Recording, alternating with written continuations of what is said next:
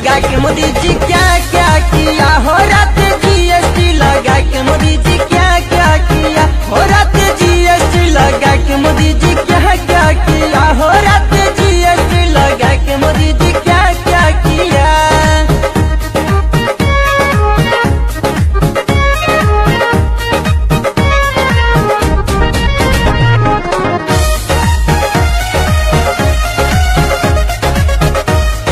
Music by Roshan Singh.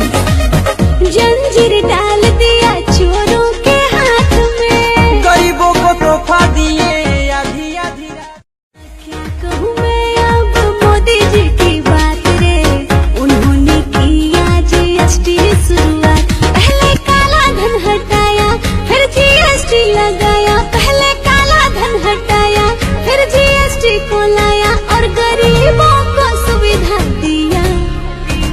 रात GST लगा के मोदी जी क्या क्या किया हो रात जीएसटी लगा के मोदी जी क्या क्या किया हो रात जीएसटी लगा के मोदी जी क्या क्या किया हो रात जीएसटी लगा के मोदी जी क्या क्या किया।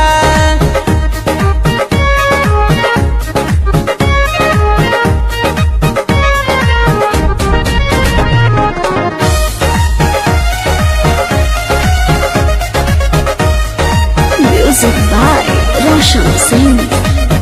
जंजीर डाल दिया चोरों के हाथ में, गरीबों को तोहफा दिए आधी आधी रात।